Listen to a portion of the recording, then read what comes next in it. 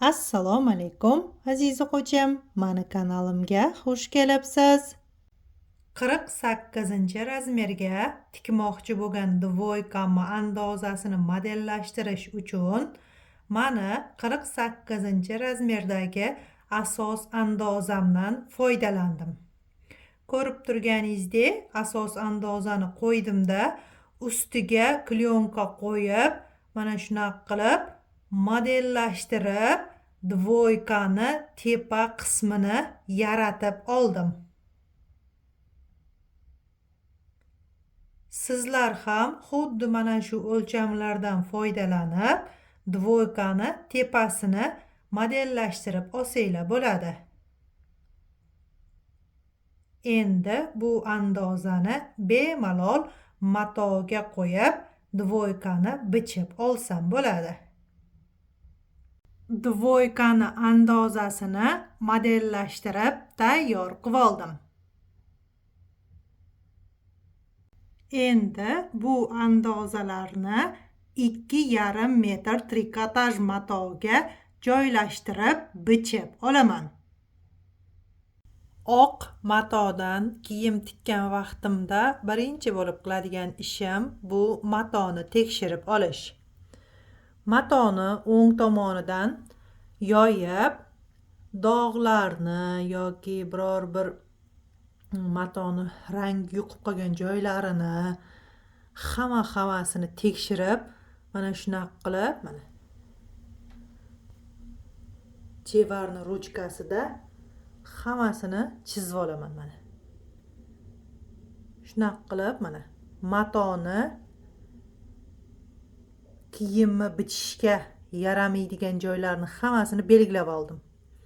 Endi andozalarni joylashtirsam bo'ladi.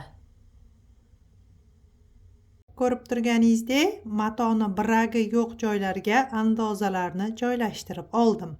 Endi dvoykani bichib olaman. Tikmoqchi bo'lgan dvoykamni hamma qismlarini bichib oldim. Endi tikishni boshlayman.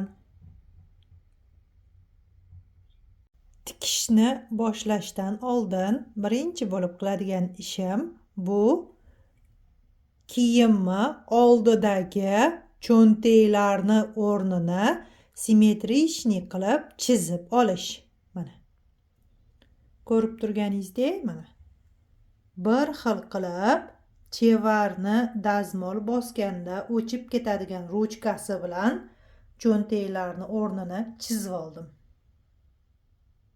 Teskari tomonidan esa bokovoydagi ko'krak bog'ochkasini chizib olganman mana.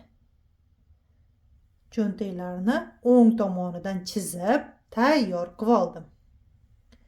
Endi nakladnoy karmanlari tiksam bo'ladi. Nakladnoy karmanni tepa qismini 3 cm o'lchab, to'g'ri chiziq qilib chizib belgilab oldim.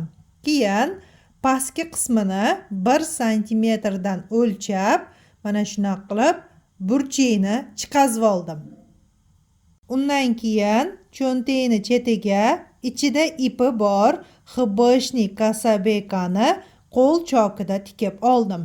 Qo'l chokida tikayotgan vaqtimda ko'rib turganingizdek, burchagini mana shunaqa qilib kesib, chiqazib tikib oldim.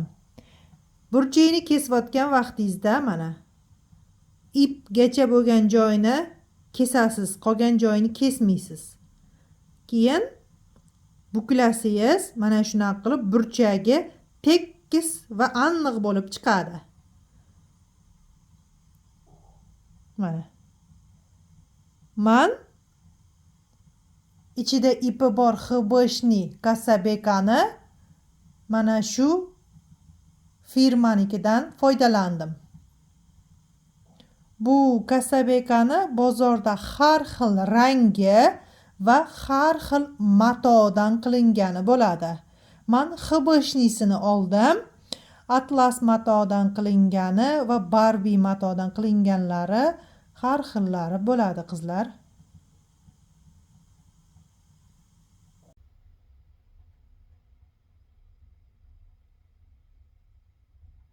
Qaranglar qizlar. Ipli kasabeka tikkan vaqtingizda har doim esinglarda bo'lsin. Bu narsani hozir ahamiyat berib, tushunib, o'rganib olinglar.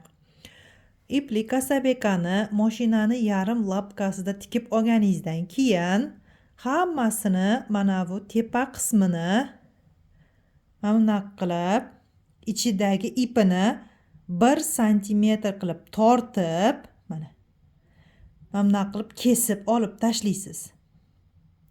Shunda bu cho'ntaklarni mana qilib qaytarib tikkan vaqtingizda mana qilib qaytarib tikkan vaqtingizda mana bu joyi tekis bo'lib chiqadi. Ishib qolmaydi. Tushundinglar-a? Mana hammasini tepasini kesib olib chiqdim. 1-1,5 santimetr qilib. Mana. O'zi tortsanglar, tortilib chiqadi ip. Keyin kesib olib tashlaysiz.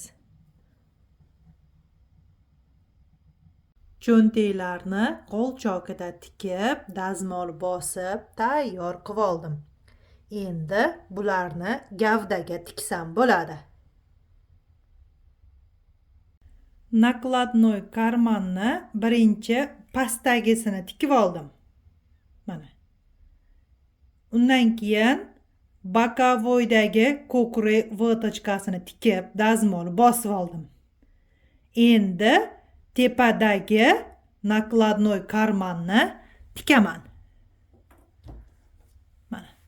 Bularni tayyorlab olganman. Birinchi qo'l chokida tikib, keyin mashina bilan tikaman.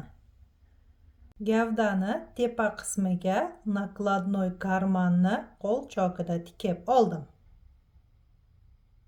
Kiyimni oldiga nakladnoy karmanni tikib olganimdan keyin bokovoyni tikib, overlock qilib dazmol bosib oldim.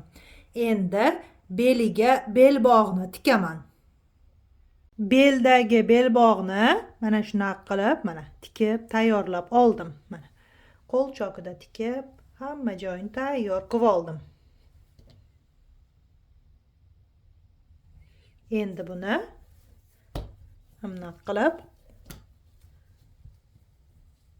mana shu chiziqni ustidan qo'yib tikib olaman. Belbog'ni gavdaga tikib, dazmol bosib tayyor qilib oldim. Endi yelkasini tiksam bo'ladi. Oldi va orqani bir-biriga qo'shib, yelkasini tikib oldim. Overlock qilib, dazmol bosib oldim. Kiyimni bo'yniga tikmoqchi bo'lgan podbortimni ichiga dublerin yopishtirib, chetiga kasabekani tikib oldim. Mana. Endi buni gavdaga tikaman. Qaranglar qizlar, yaxshilab ahamiyat berib, tushunib olinglar. Podbordni teskari tomonidan mana shunaqa qilib tikasiz. Qaranglar, mana ustki tomoniga qo'ymaysiz. Ichki tomoniga mana shunaqa qilib qo'yib, birinchi qo'l chokida, keyin mashinada tikib oldim. Endi mana bu tomoniga 0,1 strochka berib tikamanda, keyin bu podbordni tashqariga chiqazaman. Plankani gavdani ustiga chiqazib, qo'l chokida tikib oldim. Keyin chetidan 0,1 strochka bilan tikib, dazmol bosib oldim. Mana. Ichi mana shunaqa toza bo'ladi.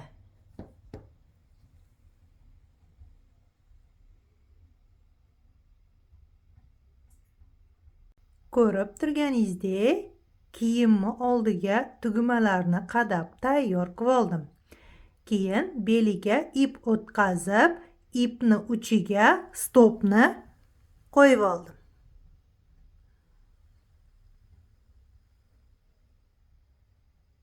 Shunday qilib, gavdani tayyor qilib oldim. Yenglarni tikishni birinchi yengni bilagiga planka tikishdan boshladim. Mana shunaqa qilib toza qilib tikib oldim. Undan keyin bokovoyni yopib, tikib, overlock qilib dazmol bosdim.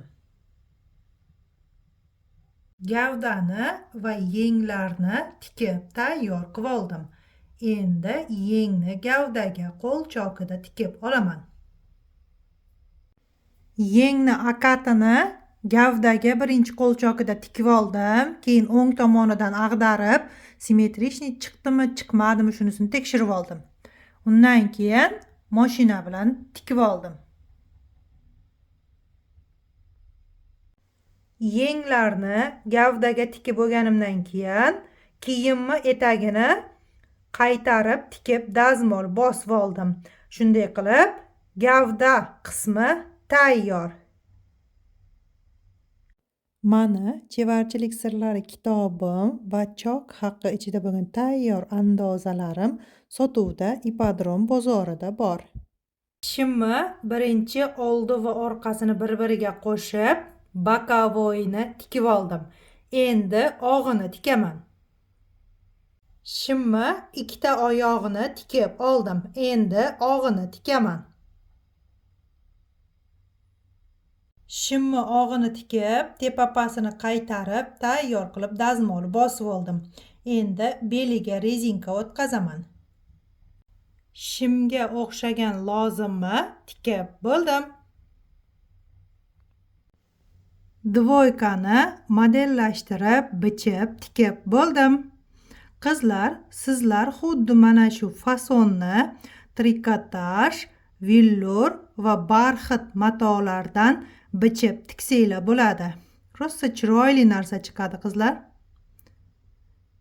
Darsim foydali bo'lgan bo'lsa, like bosib, kommentariy yozib ketinglar.